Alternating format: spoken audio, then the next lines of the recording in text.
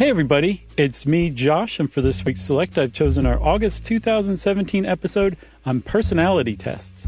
It turns out that the vast majority of them, maybe all of them, are scientifically faulty to at least some degree, and some of them are just outright made up. This can be a real problem if they're being used to diagnose you with a mental illness, or hire or fire you, or put you in jail, and that actually happens. So dig into this deceptively interesting episode and enjoy it. And I'm an ENFP, by the way.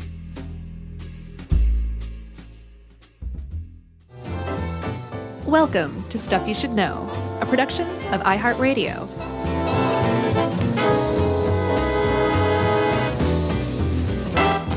Hey, and welcome to the podcast. I'm Josh Clark. There's Charles W. Chuck Bryant. There's Jerry over there.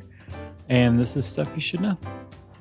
Yeah, just a couple of ITJS's. I don't remember what I am. We've taken it before. How Stuff Works hosted it years back. Do you remember? Yeah, we had, like many companies do, as you'll see, we had, when we were under Discovery's tender wing, they paid for someone to come to our office and administer the Myers-Briggs personality test. At gunpoint. Yeah. I don't remember, but I'm pretty sure I was an ENFP. I don't remember what I was. I'll probably say like three different things as we go through this one. Like just looking at it again, I'm pretty sure I was an ENFP. Okay. P stands for Pisces. Right. Or pooper. Yeah. Let's see. Extroverted, intuitive. Okay. What does the F stand for?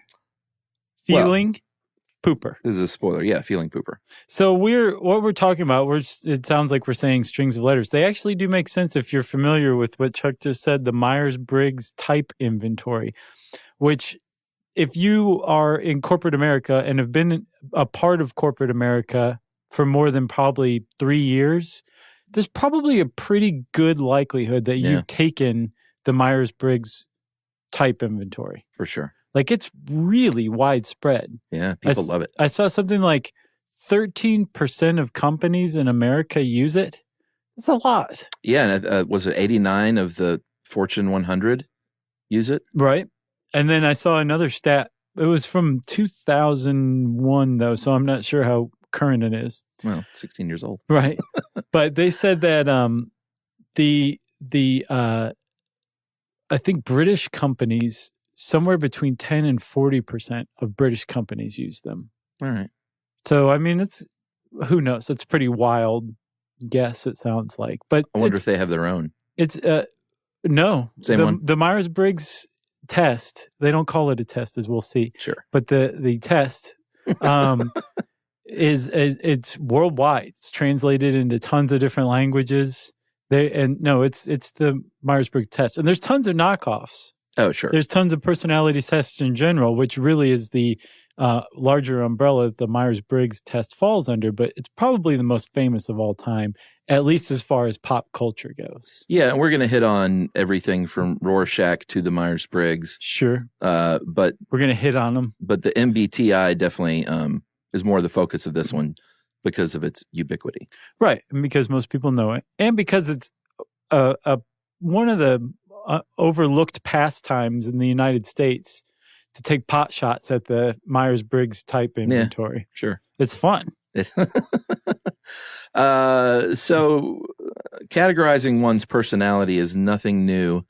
And that's what these tests aim to do for various reasons, which we'll go over later. But going back, and this was a Grabster article, correct? That's right. So you know it's good. Yeah. And Grabster was just at our show in Toronto. Yeah, he was. For the second time. He stood up and did that victory shake. Oh, did he do that? No, he didn't. Oh. I'm a big fan of that. That's old school. Oh, it is. It's a good way to go. It looks like you should be wearing those dolphin shorts and just having crossed the finish line and you're doing that. So yeah, it's nothing new trying to categorize personalities. Way back in the day, I know on our live grave robbing episode, we talked about the four humors. Right. And we've talked about them before medical science was kind of a real thing. It was an early attempt. Yeah. They talked about the 4 fluids or the 4 humors: black bile, yellow bile, phlegm, and blood. And an imbalance in those will cause disease. But they were also, and this is something I didn't know, these are also linked to corresponding personality types too. Right. Yeah.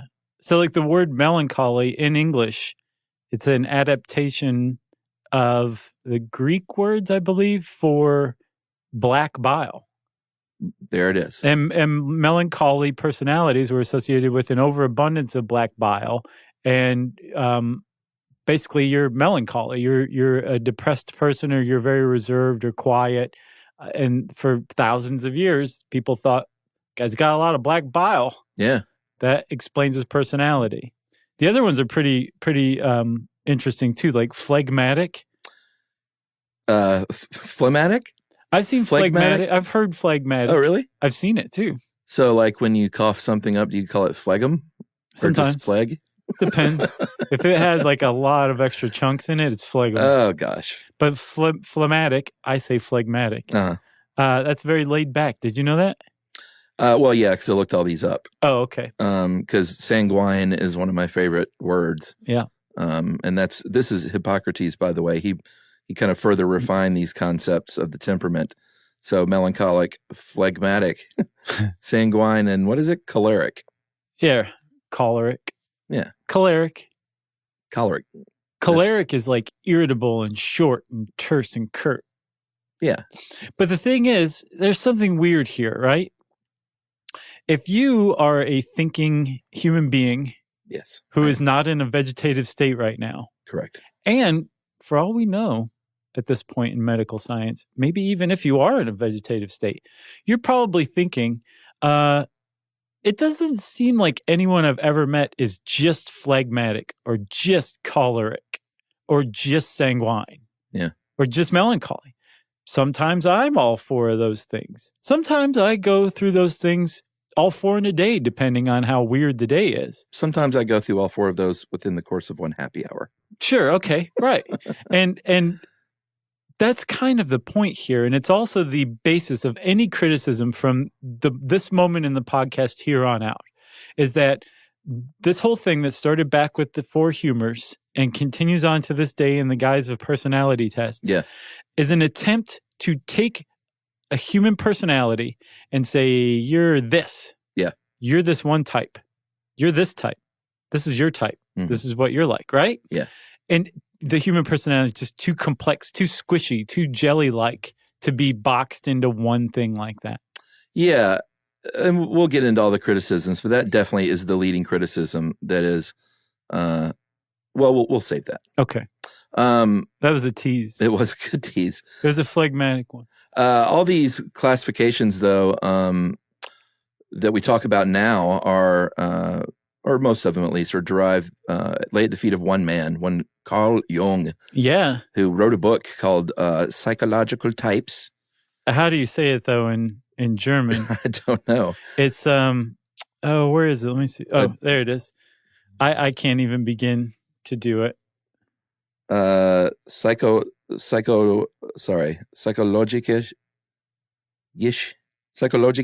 typen. That's not bad. It's so tiny. That was the problem because you. Oh yeah, I do 10-point. I don't like to waste paper. Well, you know me. You do like 16-point Times New Roman. I love paper, and I don't want to waste it, but I also have to do my job. Sure. Maybe I should go double-sided, but then my highlighter gets in the way. Oh yeah. It'd be a problem. Oh man, everything would be highlighted. You might as well just dip the whole page in yellow ink or something. Yeah, exactly. So anyway, Jung wrote that book in 1921 in German and had it translated to English a couple of years later. Mm-hmm. And he created these 4 categories: sensation, intuition, thinking, and feeling. Right. So those were his 4 that kind of most of these modern tests are based on in some way or another. Yeah, and it's really almost impossible that I guess we could just save all of the criticisms for the end and just pile them on, but it's really tough to talk about this stuff and not like as you present one fact, talk about the problem with that fact as it relates to modern incarnation. What do you think we should do? Should we just save them like you say? Because I can bite my tongue. Yeah, let's save them. Okay. And then you can just like.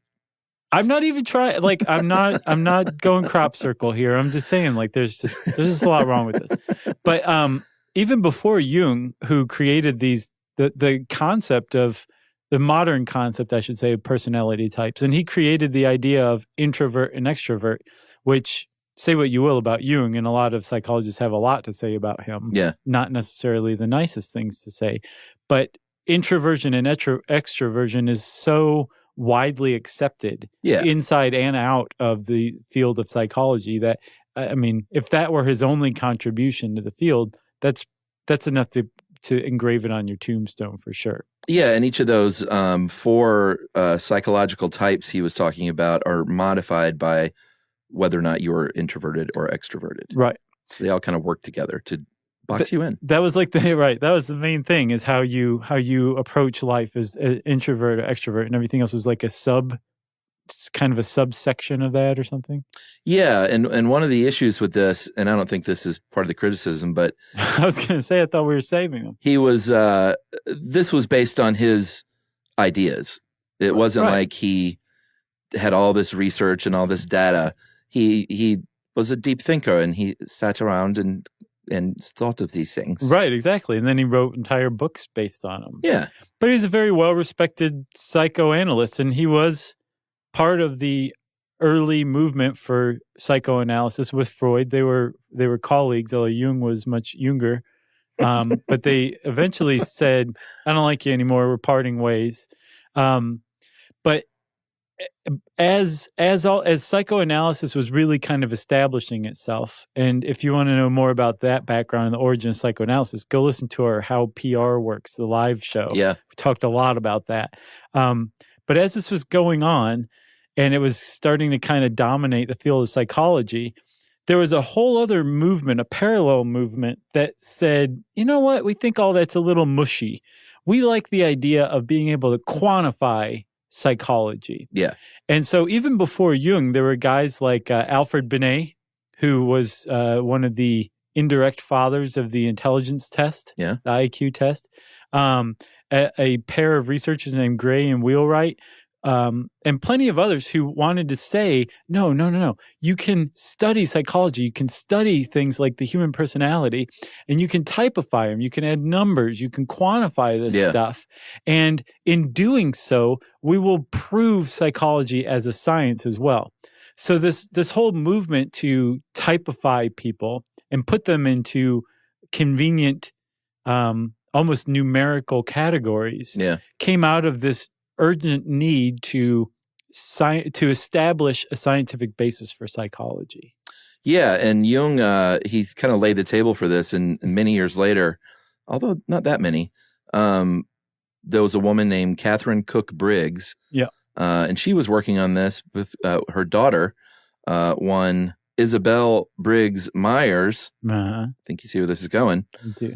And this is post-World War II, when women were kind of, for the first time, really going into the workforce in full and en masse. And so they thought, well, maybe we can put together some personality types to find out what kind of jobs these women might be suited for, what types of jobs they might enjoy. Right.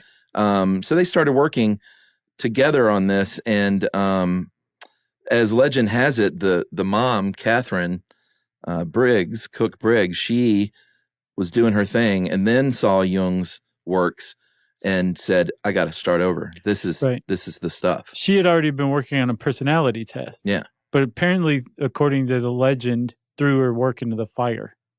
Yeah. Said, I'm starting from scratch. It's a little dramatic. She was a voracious reader, especially of the psychology, the new psychology books that were coming out of Europe, right? She didn't read Jung?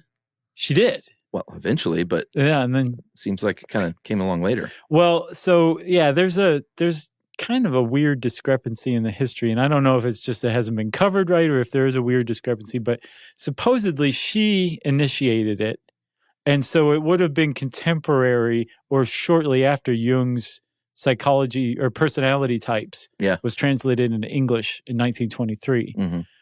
So, but it was her daughter Isabel who really took it and ran with it because of World War II and the need for women in the workplace. Correct.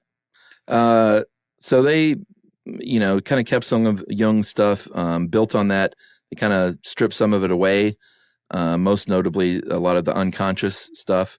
They might have thought that was a little too weird Right. for, the modern American workforce. Yeah. So what they ended up coming up with was the MBTI, Myers-Briggs Type Indicator. Right. Very famously. Yeah, and they had a publishing arrangement with one group. I can't remember what they were called, but they thought it didn't do very well. And then in 1975, they went with another publisher, CPP, and they're the current publishers of the Myers-Briggs Type Indicator. And since then, that's when its ubiquity just really spread, was starting in the 70s. And now it's basically married to corporate America. Should we take a break? Sure. And go get married to corporate America? Yeah. As if we aren't already. All right, we'll come back and we'll talk a little bit about personality tests in general, and then focus in a little more on the MBTI.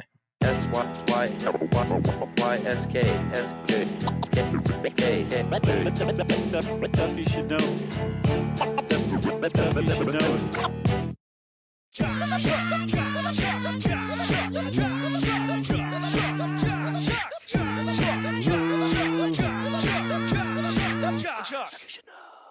All right, so personality tests is just, there are many, many ways you can get evaluated psychologically by a professional.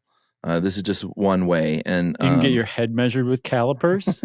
Back in the day, they did that, right? Give you a bunch of drugs and see what you do. There's a lot of ways. But these tests generally, as Grabster points out, falls into a couple of types, projective and objective.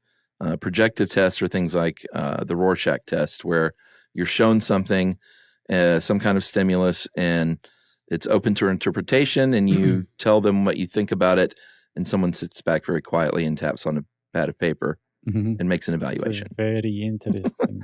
And then objective are more like these personality tests. They're standardized assessments that people use. And while it's subjective what you put down, they are then evaluated again by a professional. Right. But ultimately, that objective name is a bit of a misnomer, because on the end of it, it's still interpreted by a person. Yeah. Which is therefore makes it subjective. Right. And which, depending on who you ask, is the fatal flaw of all personality tests. It should be the good songs from the 70s had a little parenthetical at the end of the title. Right. It should just say subjective also. Right. In parentheses. Baby. So the big five are, and this is, the big five, I get the feeling, are the psychological tests that legit psychologists are more in favor of over something like the MBTI. Is that right? Yeah, it's not just, there's tests to suss out the big five. The big five are the personality types that the field of psychology has come up with. But the tests that utilize that, right, they kind of think are more legit than the MBTI. Yeah, there's not a psychologist alive who uses the MBTI in their regular practice. Oh, I bet there are. Not that are speaking up. I guarantee you there's someone out there. Yeah. Sure. He's a freewheeling type. Or she. So the big five are extroversion, agreeableness, openness to experience, conscientiousness, and neuroticism. Right. Sounds like it could be like a dating site thing that you fill out. It's funny. Every time I see or hear the word neuroticism, a bell goes off in my head. Like ding. Just a silent bell? Yeah. Oh, I don't know what that means. I don't either, but it draws my attention to it. So some of these tests, it depends on what it is. They might not all call them by those exact words, but they're generally using, they call them, like I said, the big five. Yeah. And I was looking into that big five, and this site, I can't remember what it was called, but they were going over it. Like extroversion is, again, just part of the scientific literature at this point. Yeah. Agreeableness is like whether how sympathetic or kind or affectionate you are. Yeah. Conscientiousness is, are you organized? Are you thorough? Are you the type who shows up on time? That kind of thing. Yeah. Neuroticism, which is sometimes called emotional stability. How tense are you? How moody? How anxious? Uh-huh. Ding. And then openness to experience, right? Yeah. They sometimes call that intellect / imagination. Do you have wide interests? Yeah. Are you an imaginative person? Are you insightful? And this site really went to a lot of pains to point out that what you would call these things, the big 5 personality traits, are, as far as a psychologist is concerned, just one dimension of you, the human being. Yeah. And that to get a clearer picture of you, they would also need to study your motivations, your emotions, your attitudes, your abilities, your self-concepts, your social roles, autobiographical memories, your life stories. And then if you start to put all these things together, then you can start to kind of approximate the person's personality. Yeah. But it would just, it takes a lot of study of an individual and these different components that make up their personality to get a clear picture. So I don't think there are any psychologists walking around saying, oh, the big 5 personality types are like the beginning and end of a personality. Right. It's just, if you put them together, you have just a sketch of somebody's personality, and you should go much deeper if you're analyzing someone. Yeah, I used to think this stuff was a lot neater when I was younger, and now it kind of gives me a little anxiety. Oh, yeah? Yeah, like I don't know. As far as doing this to myself, and I still enjoy therapy, like that's different, but right. I don't know, because every single one of these, my answer would be, well, it depends. Well, I think also though, and I don't mean to speak for you, but one of the issues that's comes up for me is if somebody goes to you and says, you rate pretty high on the spectrum of neuroticism, like that's obviously you're going to obsess about that kind of stuff, especially if they're right. It can make you neurotic.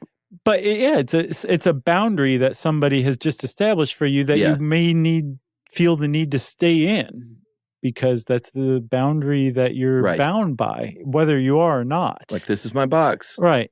I'll live in it. That would be the reason it raises anxiety for me. Yeah, well, my whole thing, like I said, though, is just depends. Every single question that I would get asked, well, not everyone. Sometimes I'm pretty set on something, but usually I'd say, I don't know. Depends on the scenario. Right. Am I more prone in a crowd to do X or Y? Maybe. Right. Maybe not. Depends on my mood. So one with these other personality tests and the whole field in psychology of studying personality traits in a quantitative way is called psychometrics. Yeah. So with these tests, the more sophisticated ones, if they had a test taker like you, they're designed to get around that. So they're going to ask a bunch of different questions about the same thing, but in different ways, coming from different directions, so that eventually, if you put all of them together and run them through a statistical analysis, they're actually going to come up with your genuine answer, which is kind of one way or another. Right. The other way that they get around this, that kind of hemming and hawing, I guess, is by placing it on a spectrum. You're not being lumped into one category or another. It's here's one end of the spectrum, here's the other end of the spectrum, and based on your answers, you fall somewhere around the middle, like almost everybody does. Right. If you look at psychometric tests, a legitimate psychometric test is going to basically look like a bell curve. Yeah. Where most people are going to be distributed toward the middle. Yeah. I think that's why it gives me anxiety. It's like, what's the point? Don't box me in. It's a great question. Well, I think the second half of this is a lot of what's the point. Yeah. So speaking on these tests to see if it's actually, if there is a point, if it's a valid thing to do, there are a couple of measures that one must look at and that psychologists do look at. Is it valid and is it reliable? Valid in the sense that it really is a pretty good reflection of Josh or Chuck or whoever. And is it reliable? So if we take this test tomorrow or a different test that's just, maybe different questions, will it reproduce the same result? Right. And that's a big deal. Like if you're talking science and you're trying to have a foundation that says, no, this is science. It's not just a bunch of questions and hippy-dippy questions that we're asking. If you really want real data and science behind it, you have to be able to reproduce it. Right. One of the other things, too, that these tests are designed to do is to weed out fakers. Right. We'll talk a lot more about the Minnesota Multiphasic Personality Inventory, which is one of the big ones. Yes. Probably the most taken personality test in the world. Yeah. And it has a lot of built-in mechanisms and apparently is really good at detecting people who are faking. Mhm. They're faking a mental illness, or who are trying to pretend that they aren't suffering from a mental illness. Yeah. It's really good at detecting that because it's so exhaustive and using statistical analysis. If somebody's skewed really far one way or skewed really far the other, they're just immediately exposed as gaming the test as best they can. Yeah, and one way they do that, which is in its own way, its own little psychology experiment at least, is by telling you, we have ways. Right. Like you will be rooted out and we will know. Exactly. So they tell people that beforehand, so you're more inclined to just be like, all right, well, screw it, I'll tell the truth. Right. Especially when they're sitting there like clearing the air out of a syringe. That's creepy. It is. All right, so let's get back to CPP and the MBTI, the Consulting Psychologists Press. Right. And the Myers-Briggs, we'll just keep calling it a test, even though they say it's not a test. It's a type inventory. Yeah. So we'll just go ahead and break down the deal here. There are the object is to sort you into one of 16 different types, personality types, based on which side of 4 pairs or dichotomies that you're going to fall on, and those are at the very base, you're either introverted or extroverted, like we said, E or I. Yeah. Sensing or intuition, S and N. And these words, they sound a little confusing. Like, what the heck does a sensing person mean? Yeah. It means you like the big data and empirical data and a lot of information. Right. Whereas intuition is like you just go with your gut. That's how you prefer to be. Correct. Right. The next we have thinking and feeling. Thinking being more focused on logic. Did I say logic? Mm-hmm. With a T? Sure. And objectivity. And then if you're feeling, you're going to be more interested in relationships and harmony among your group. Those two are pretty straightforward. Yeah, I think so. And then lastly, there's judging and perceiving. Those are that's a dichotomy. Judging is where you prefer schedules, you prefer decisiveness. That's how you kind of approach life. Yeah. And perceiving is where you're just kind of like, whatever. Yeah, I'm not too worried about it. Yeah. That's almost kind of like the difference between the type A and type B personalities, which, by the way, was made up by a pair of cardiologists. Oh, really? Whose work was later secretly funded by the tobacco industry, who were looking for anything to explain heart attacks besides smoking. Uh-huh. So they funded type A and type B personality research for years. Interesting. Yeah, it really is. There's a just as an aside, there's a really interesting Pricenomics article on type A and type B. Yeah, just look it up. I don't remember the name. All right. So when you sit down to take one of these not tests with a series of questions that you answer, I think they call them instruments, by the way. Do they really? Psychometric instruments. Which are basically a series of questions on a piece of paper. Yeah, it sounds like a test. They will say things like, Ed has some good examples here. When you go on a trip, do you want everything planned out in advance, or would you rather just take each day as it comes and do whatever you feel like? Pretty straightforward kind of stuff. Right. And then they also have things like word pairs, just to see literally what word you like better.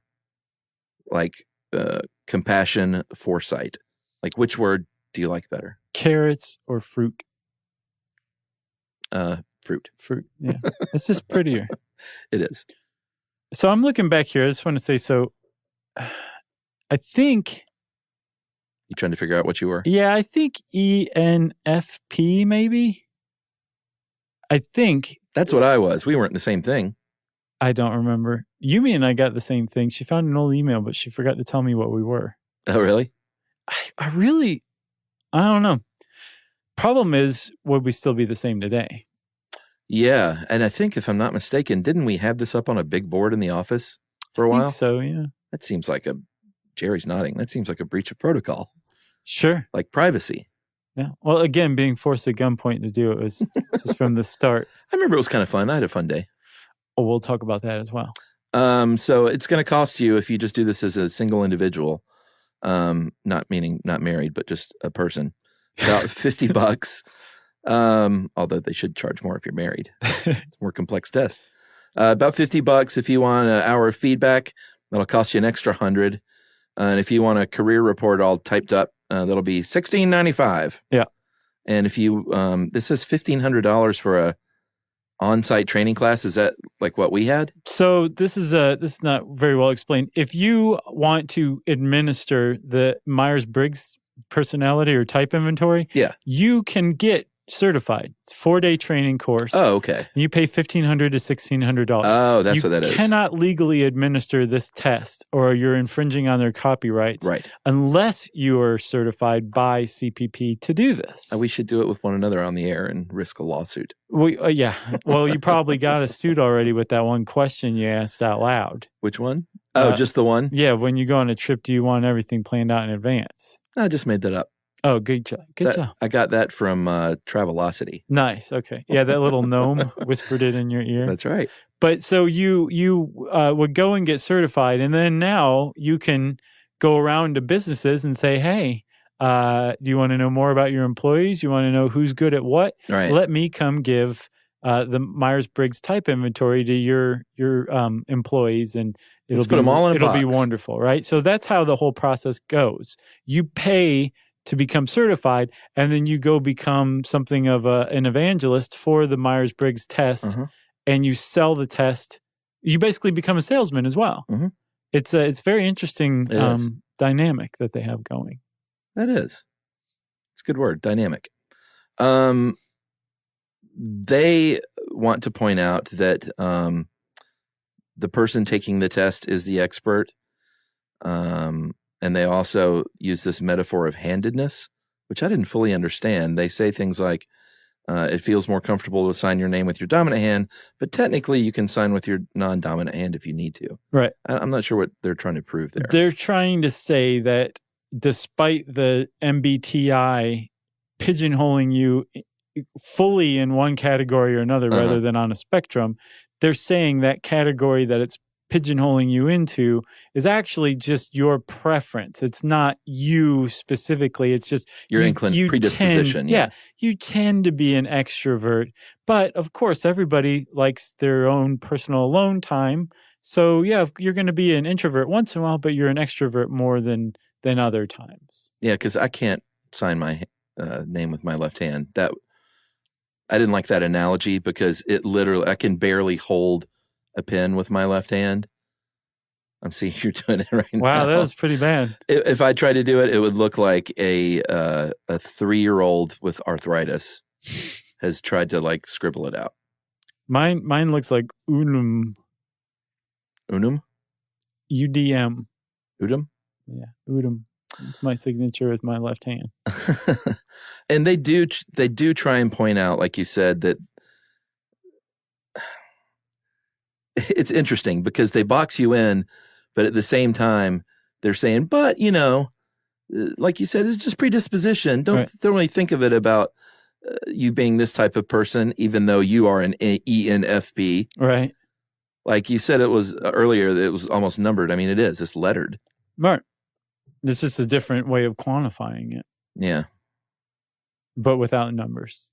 All right, you want to take a break and then come back and maybe do a little criticism? Yeah. Okay. Stuff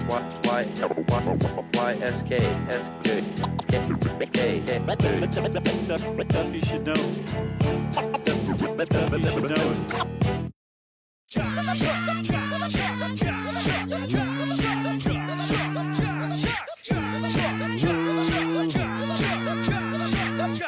should know. All right, Chuck. Like I said, it's kind of a pastime in the United States to tee off on the Myers-Briggs type inventory. Yeah, this is not us here. This is no, this is us talking about other people teeing off on it. Yeah, it's widely been criticized over the years from psychologists and amateur know-nothings like us. Sure.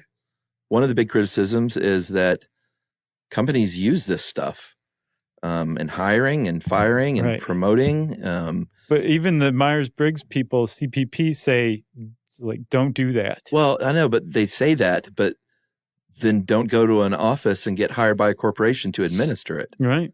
or 'Cause go why- sell your services, Yeah. Yeah, agreed. And that's part of the problem. To me, that is more the corporation's fault. Hmm. Well, sure. Like if you have an HR person who's like diehard believer in the MBTI Yeah. and will hire or fire somebody based on their MBTI type, Mhm. fire that person. Yeah. Because you have a real dum-dum on your hands. They're a DD. And they should not be responsible for people's livelihoods. Yeah. Even, I don't think they would put it quite in those terms, but even the Myers-Briggs people say, like, you shouldn't use this for hiring or firing. Yeah. And yet, yes, some people do. Some people swear by this.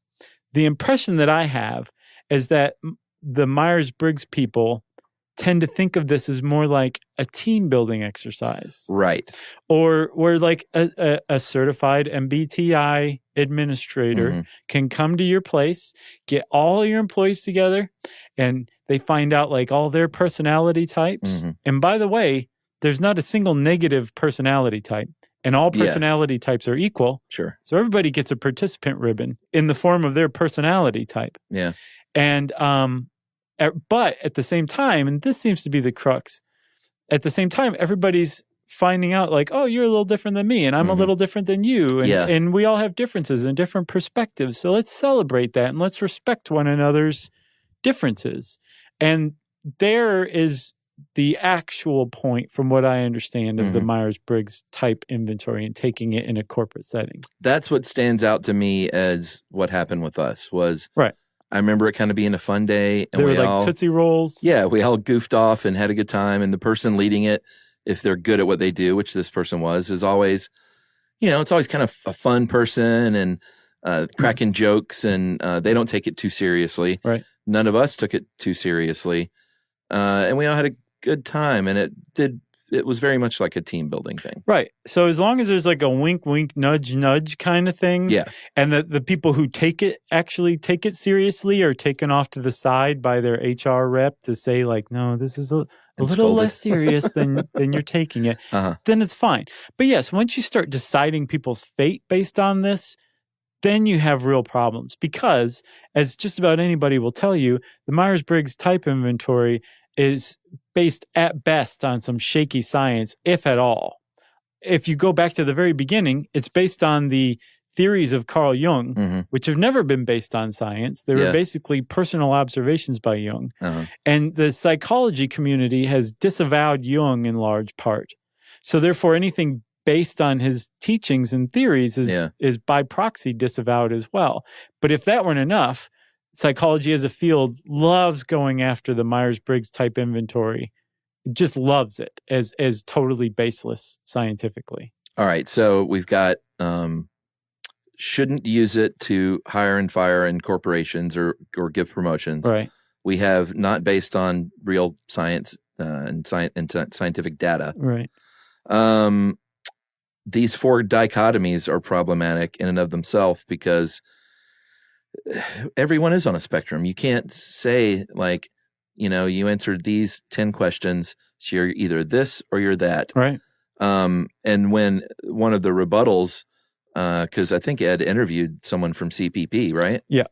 One of the rebuttals about being a non-repeatable experiment of sorts is like, hey, yesterday I was an ENFP and today I'm this. They'll say, well, you know what? If you had different answers, that means you were sort of on the cusp, right there in that center line on some of these questions, and you might have just leapt over to that other side, which means you're basically kind of down the center. Yet they don't have a categorization for down the center. Yeah, because depending on, as Ed puts it, you could answer all 24 questions on the feeling side. Yeah. And you're going to get the same result as somebody who answered 11 questions for thinking and 13 questions for feeling. Right. Same thing. You're still both an F in that respect. And I saw elsewhere it put like if the Myers-Briggs test measured height, you would either be tall or short. Yeah. You could say, well, actually, I'm right there in the middle. And they'd be like, well, that's short. Right. Or for you, it's short. For the guy who is the same exact height, they're tall. Right. And trust me, nobody that's 5'10" likes to be considered short. Right. I can say that from experience. Because you're not. You're average. I'm average. Right. I So like being average. the fact that there isn't a spectrum is one thing that really makes it in stark contrast of other much more widely accepted psychometric instruments. For sure.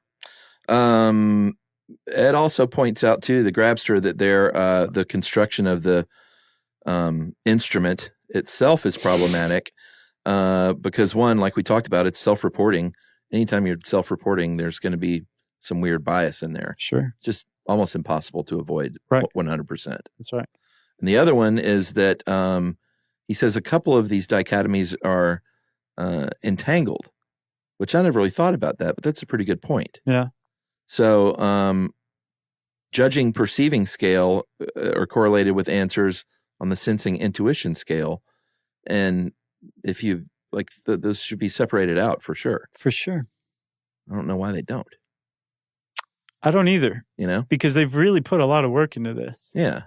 I mean, it's not baked in stone from the 1940s and 50s and 60s, is it? No, it's not. And even while they were creating it, was an ongoing, exhaustive process that Mrs. Briggs and Mrs. Myers engaged in. Yeah, we don't want to they spent decades on this. Yes. It wasn't like something they threw together. No, the problem is they did it backwards. They came up with the personality types and then set about creating the test that would detect these personality types rather than going out and testing people, seeing what personality types emerged, and then figuring out a test to find that in other people. They did it backwards. That's a good point. It was based on Jung, but it was not for lack of trying. Like, as a matter of fact, one of the first things they did after they started to really establish the test was they managed to administer it to like 5,000 George Washington University medical students. Uh-huh. And they took those results and tracked the students to see what fields of medicine they went in. They like really worked on this.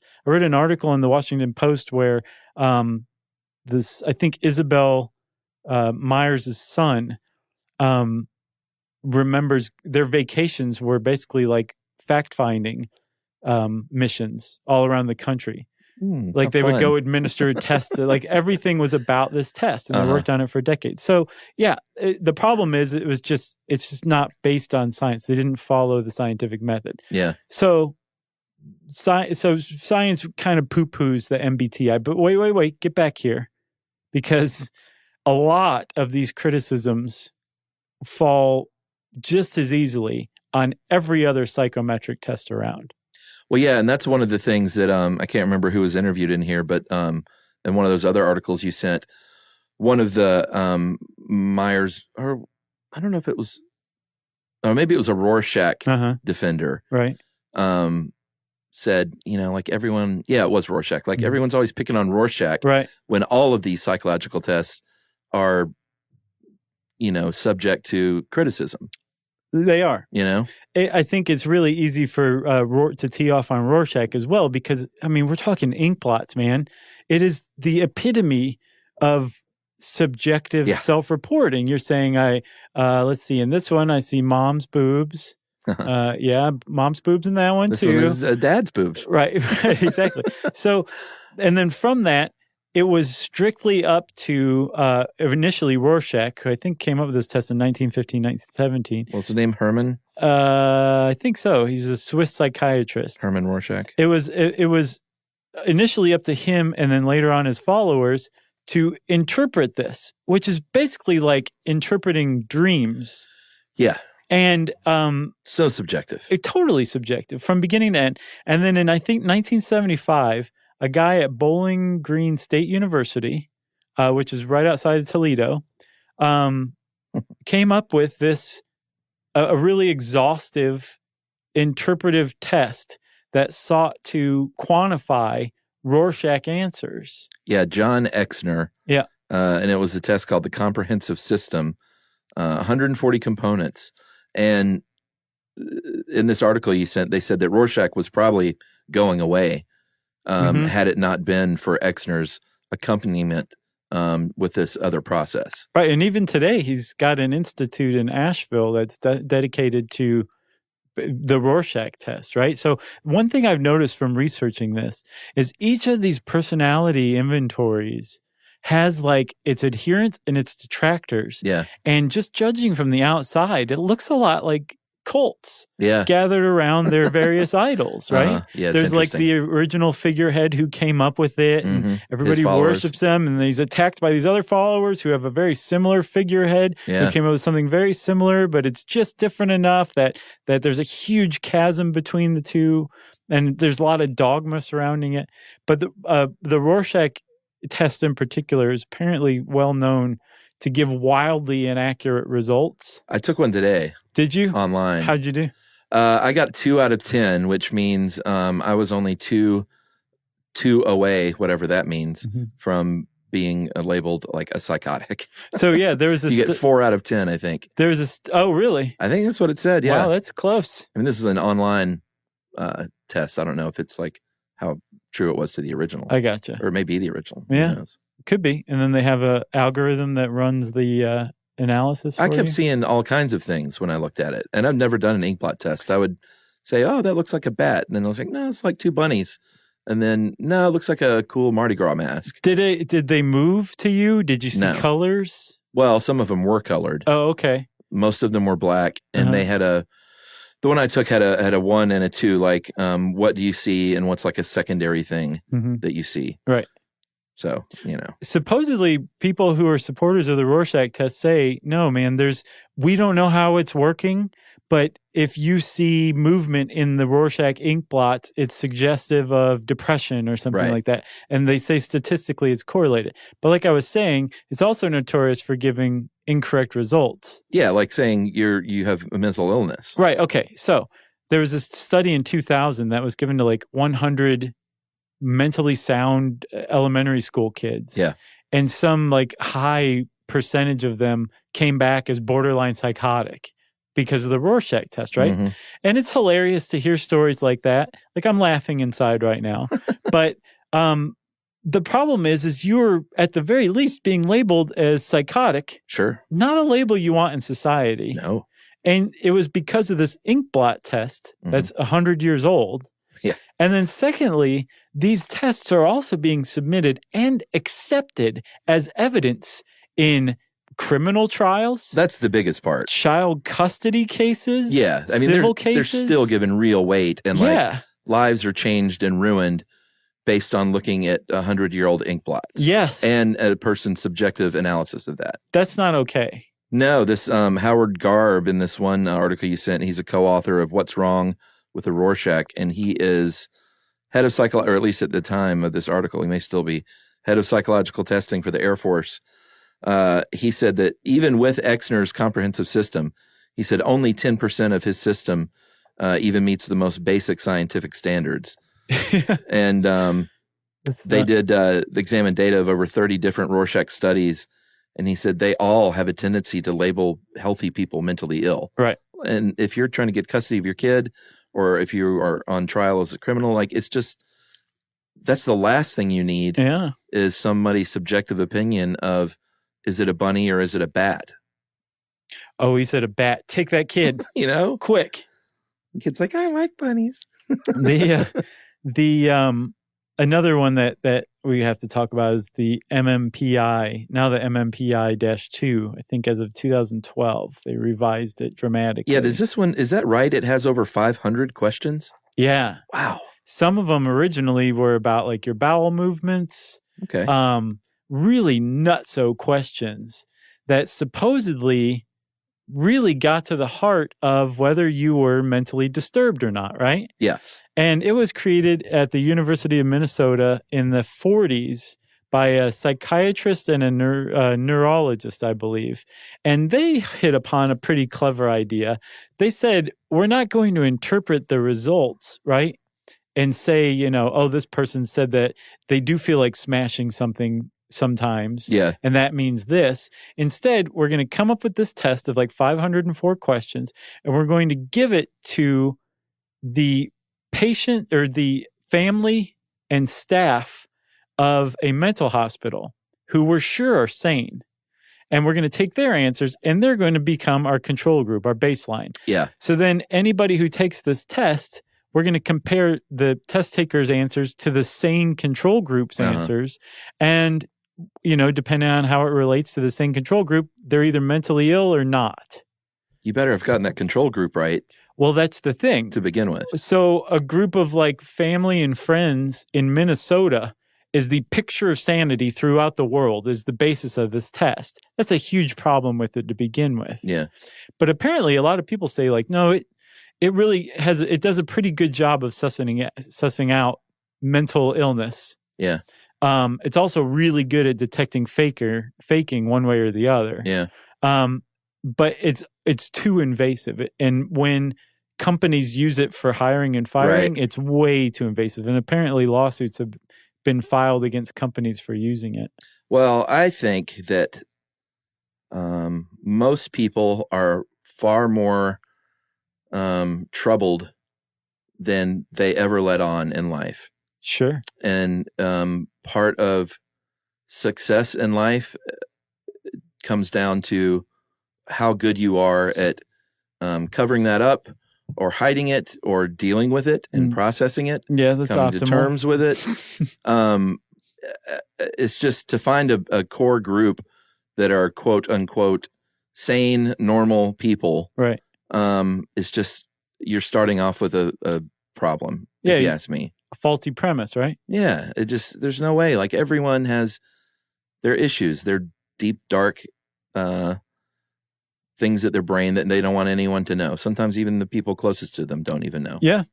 And actually, you're in agreement with this a sociologist named William White, who criticized the MMPI as a tool that helped to create and perpetuate the oppressive groupthink of mid-century organization man. Yeah. Where it's basically like, here's what we think is normal. Anything outside of that is abnormal, and we're not going to hire you because you don't fit into this picture of normalcy, which is basically white crew cut Minnesota. Yeah. From the 40s. Right. That's the picture of normalcy. That's highly debatable. The other thing I thought was interesting is a lot of skeptics and critics point to things like the MBTI and saying, this is just like astrology. Yeah. It's really no different than reading your horoscope because it's all positive psychology. At the end of a Myers-Briggs non-test, no one walks away feeling bad usually. It's all sort of positive wording and like this is what you are. You're just this. So kind of don't worry about it. The same way you read your horoscope in a given day. I mean, how many horoscopes say like today you will be prone to depression and wonder what it's all about. Right. Maybe you should work on your core character because people don't like being around you that much. Yeah. You don't hear that kind of stuff. No. But that taps into what's called the Forer effect, Forer. There was a psychiatrist named Bertram Forer. I thought this was so interesting. He well, take it. It's pretty interesting stuff. Well, I mean, basically, didn't he give the same? He had people take these tests and then gave all of the people the exact same assessment, right? But telling everyone it was tailored for them, Yep. their own personality assessment. And I think the people who just thought it was favorable were like, "This is great." Well, it was favorable. He actually culled it from daily horoscopes. Well, yeah, but what were they responding positively to? Well, whether or not they wanted to feel that way about themselves? No, there was a positive assessment. There was nothing negative in there. Right. So it was all positive stuff, like you have a lot of unused potential, that kind of stuff. Stuff people wanted to identify with, right? So the more flattering it was, the more likely the people were to say, this is an accurate assessment of me. Oh, okay. So despite the fact that it was the same one given to the entire class, he took their answers and threw them out and said, here's your assessment. It was the same one for everybody. That's about right. It got like an 85% accuracy from the class as a whole. Well, that's what I wondered. It was about the 15%. Were those people just super honest? Maybe. And like, no, this really... No, people actually don't like being around me. I'm using all of my potential and they still don't like me. Yeah, that's what I couldn't figure out. But I guess that makes sense. There are people out there that are... I think I would be one of those that would be like, this isn't right. Yeah. I'm not like that. Sure. You got anything else? I think not. This is a good one. We've been wanting to do this for a while. So. Yeah. This is a special request by me. And others. If you want to know more about personality tests, well, you can go take them online. They're kind of huge right now. Find out what kind of hobbit you are. I don't know. What box do you live in? Yeah. And in the meantime, you can type personality tests in the search bar at howstuffworks.com. And since I said that, it's time for listener mail. The only thing that should live in a box is temporary housing for a pet frog. That's not bad. Or the stuff you find in a tree hole that Boo Radley left for you. Yeah, that can live in the box. Mm-hmm. Hey guys, feel compelled to write you today to tell you how grateful I am for your show and praise your good work. Recently became a listener and I'm working my way through the entire archive. I think a lot of folks might be able to relate to this. Until recently, I found it really hard to relax and suffer with anxiety. 2 months ago, I read an article basically pointing out how our obsession with being productive and associated guilt is a modern phenomenon. I think that for sure, you know? Yep. Although I had heard this before, something really clicked in my head. So I decided to abandon guilt and embrace relaxation, taking control of my own stress levels. You guys have been a big part of this. I have taken the time to slowly potter around my flat, go for walks while listening and learning to your fascinating podcast, and they've lifted my mood. I feel mentally healthier than I ever have before. Nice. Although the content of what you discuss might not always be positive, the way in which you explain them and your own views personally revive my hope in humanity. That is ridiculously flattering. Isn't that nice? Yeah. I guess I should also mention that a big part of my tackling anxiety levels has been to abandon watching television. And fistfuls of psychotropic drugs. I would be really interested to know if there's been any research conducted into the effect TV has upon our lives. Oh, I'm sure there has been. Sure. I haven't owned a TV for many years, but my partner has since subscribed to an online provider, and I realize how watching TV has not helped my anxiety. I also remember reading that after TVs became mainstream in Bhutan, their crime rate went up something like 700%. Might prove an interesting topic for a future show. Yeah. Anyway, sincerely grateful. Keep it up. I am now recommending your shows to as many people as I can. Big love from the UK, Mac. Thanks a lot, Mac. That was great. We hear from a lot of people, actually, who say that we help them with their anxiety. No idea how, but it doesn't matter. So thank you. Yep. Yeah. If you want to get in touch with us like Mac did, you can send us an email to stuffpodcast@iheartradio.com. Stuff You Should Know is a production of iHeartRadio. For more podcasts from iHeartRadio, visit the iHeartRadio app, Apple Podcasts, or wherever you listen to your favorite shows.